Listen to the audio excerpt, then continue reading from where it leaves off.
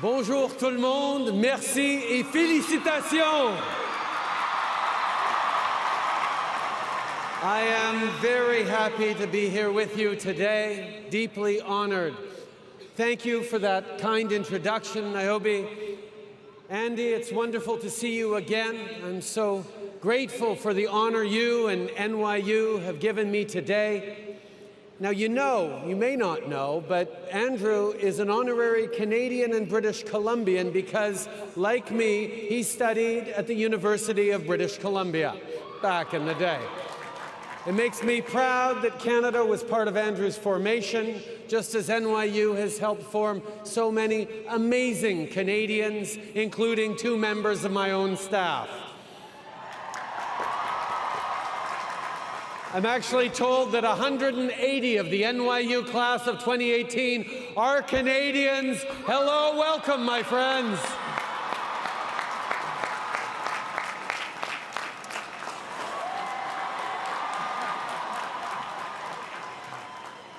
I have to say, to be here now, speaking with all of you, in Yankee Stadium, one of the greatest places in one of the greatest cities on earth, is more than a little humbling.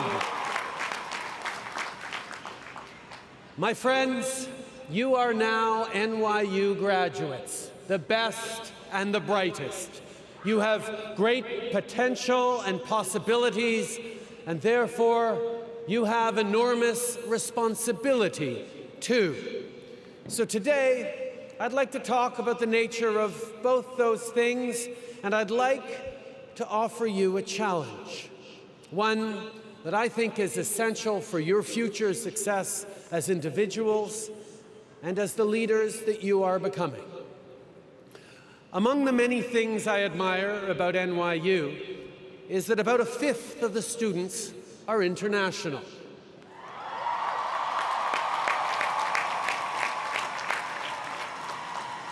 And a similar proportion are the very first in their families to go to college.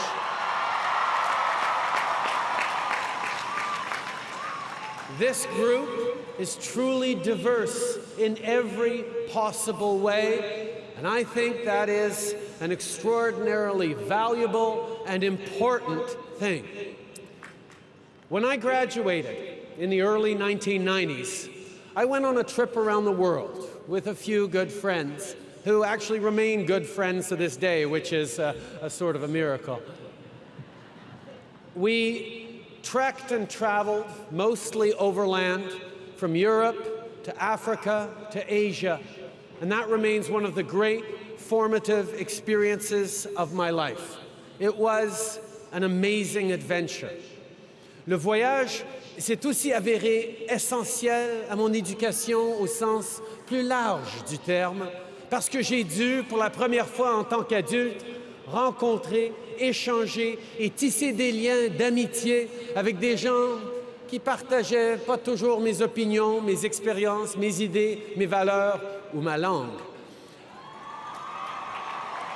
It was also a really important contributor to my continued broader education because it forced me, really for the first time as an adult, to meet, engage, befriend people whose views and experiences, ideas, values, and language were very different from my own.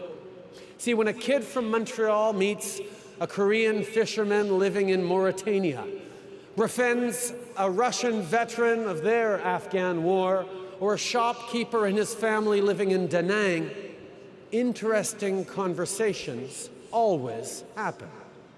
Now, maybe some of you have talked about doing something like a great trip like that after graduation. But I'd be willing to bet one of the first things you heard was a warning.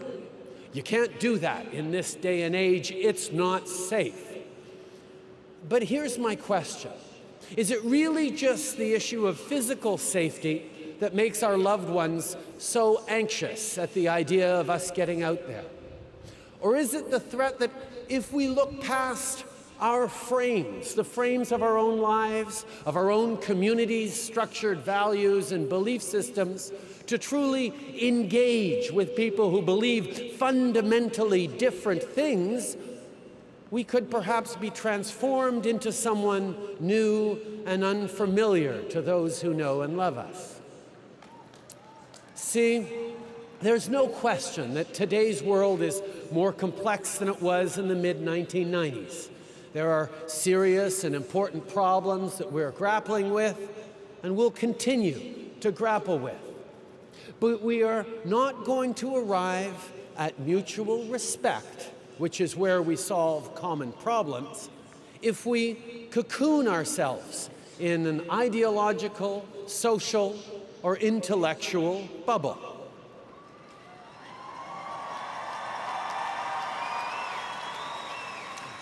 Now, we can see it all around us. There's a peculiar fascination with dystopia in our culture today. You see it everywhere on film and TV.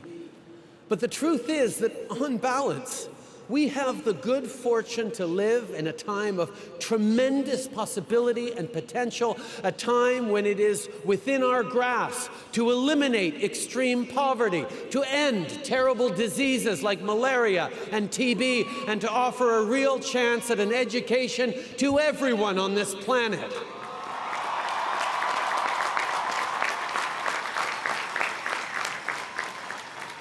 But for us to move forward, to keep moving and moving forward, we have to do it together, all together. Humanity has to fight our tribal mindset. We go to the same church? Cool, you're in my tribe. You speak my language? You're in my tribe. You're an NYU alumni? You're in my tribe. You play Pokemon Go. You're a vegetarian. You like the Yankees. You go to the gun range. You're pro-choice. Tribe, tribe, tribe. See, but of course, it's not the belonging part that is the real problem. It's the corollary. You are part of my tribe, and they are not. Whether it's race, gender, language, sexual orientation, or religious or ethnic origin, or our beliefs and values themselves, diversity doesn't have to be a weakness. It can be our greatest strength.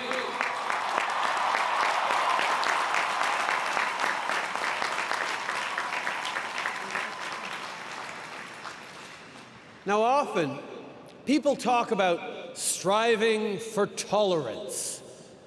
Now, don't get me wrong, there are places in this world where a little more tolerance would go a long way.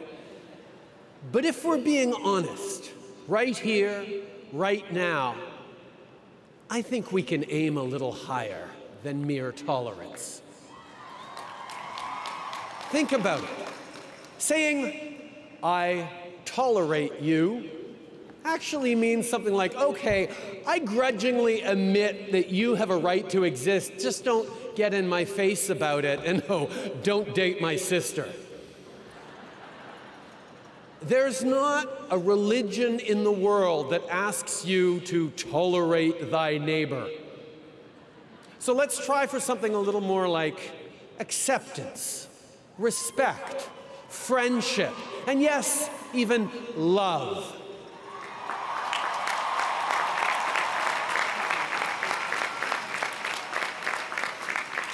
And why does this matter?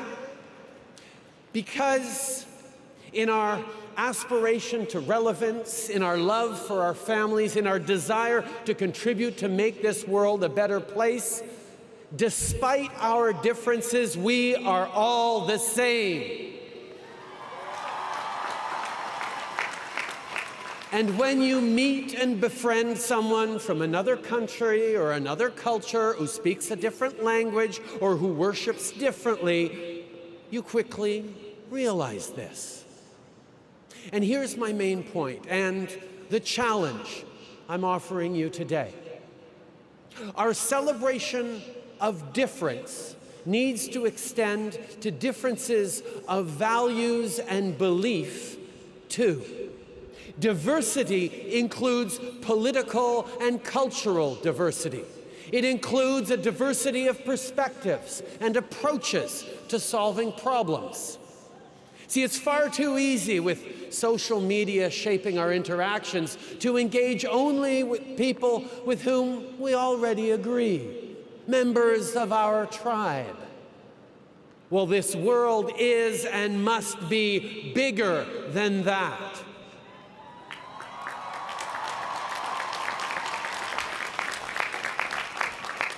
So here's my request.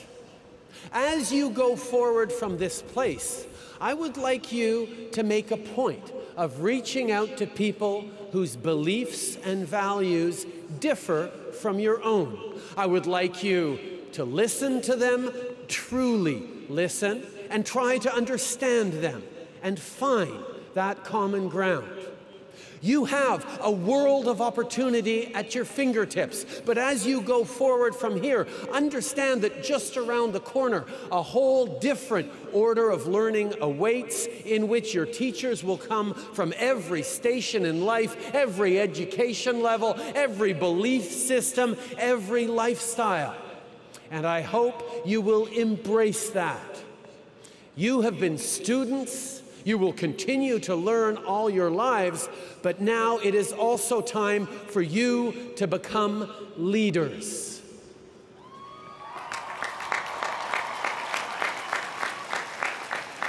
In every generation, leaders emerge because they one day awake to the realization that it's not up to someone else to fix this problem or take up that cause. It's up to them. So now is the time for you to lead. Leaders. Now, I'm sure that's a word that's been tossed around you and at you quite a bit over the past few hours, days, weeks, and years. Leaders of tomorrow. Leaders of today. But what does it mean? What attributes does a 21st century leader need to have? What do people need most from their leaders today and tomorrow? Now, I think you need to be brave, really brave.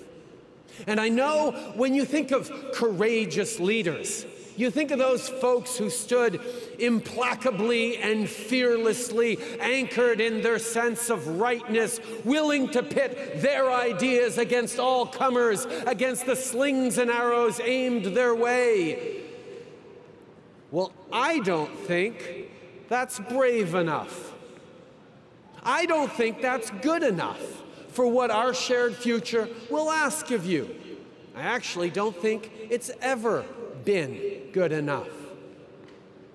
See, let me tell you a bit about Wilfrid Laurier, a promising young lawyer at the end of the 19th century who would go on to become my second favorite prime minister. He was raised and educated as a proud Catholic French Canadian, an exemplary representative of one side of the two identities that had come together to found Canada just a few decades before. The two solitudes, the other half being English-speaking Protestant and fiercely loyal to the British Crown, accommodated each other, cooperated together, and generally put up with each other to build our country, but still felt all too well the divisions and fault lines that had led them through almost a millennium of tensions and wars between English and French. It was impressed upon young Wilfrid by his teachers and elders that he must stand up unflinchingly for the values and the identity of his heritage, those beliefs and approaches that were his birthright and would be his legacy. That, they told him, was leadership. But Wilfrid grew to believe otherwise. He realized that it's actually easy to stand fixed, rooted in the conviction that you are right, and either wait for others to come to you or wait for your chance to impose your rightness on others. He saw that it's actually harder to seek compromise, to dig deep into yourself, your ideas and convictions, honestly and rigorously, to see where you can give and where you do need to stand, while opening yourself up to the other point of view to seek out and find that common ground. And that remains Wilfrid Laurier's political legacy more than 100 years later. To let yourself be vulnerable to another point of view, that's what takes true courage. To open yourself to another's convictions and risk being convinced, a little or a lot, of the validity of their perspective. Now that's scary. Discovering that someone you vehemently disagree with might have a point, might even be right. But it shouldn't be scary or threatening, particularly to all of you who have worked so hard these past years to pursue truth, to learn, to grow. Being open to others is what has gradually led Canadians to the understanding that differences can and must be a source of strength, not of weakness. And I say gradually because 20th century Canadian history is filled with counterexamples and terrible setbacks that we're still trying to remedy today, most notably the systemic marginalization and oppression of Indigenous peoples. We're not perfect, of course, but that sense of openness, respect for other points of view, and acceptance of each other really does underpin our approach as we try to solve the great problems of our time. And not because we're nice, but of course we are, but because by bringing together diverse perspectives, you get a much better shot at meeting those challenges. And that's how we come back to you and the leaders the world needs you to be. Leadership has always been about getting people to act in common cause. We're going to build a new country. We're going to war. We're going to the moon. It usually required convincing or coercing a specific group to follow you. And the easiest way to do that has always been through tribal contrasts. They believe in a different God. They speak a different language. They don't want the same things as we do. But the leadership we need most today and in the years to come is leadership that brings people together.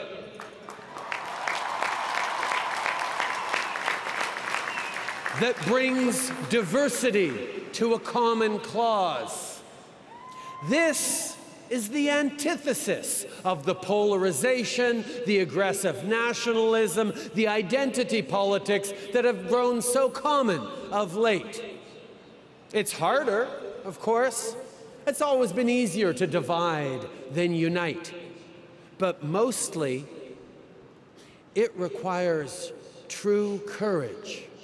Because if you want to bring people around to your way of thinking, you need to first show them that you are open to theirs. That you are willing to enter into a conversation that might change your mind. Show respect for their point of view, and you have a better chance of actually having them listen to yours. And regardless of what happens, you will have had a genuine exchange that focused on understanding, not on winning a debate or scoring points. And you will both be improved for it. Now let me be very clear. This is not an endorsement of moral relativism or a declaration that all points of view are valid. Female genital mutilation is wrong, no matter how many generations have practiced it. Anthropogenic climate change is real, no matter how much some folks want to deny it. But here's the question. Do you want to win an argument and feel good about how superior you are? Or do you actually want to change behaviors and beliefs? See, it's been pointed out that one of the many differences between Abraham Lincoln and Jefferson Davis was that Davis preferred to win a debate, while Lincoln would rather win the war. And that's the question. Do you want to win an argument, or do you want to change the world?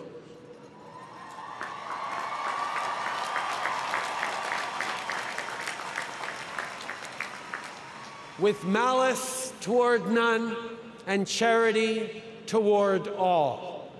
Let those words of this country's greatest president guide your ambitions, your hopes for yourselves, your families, your country, your planet. There is no shortage of cynicism and selfishness in the world. Be their answer, their antidote.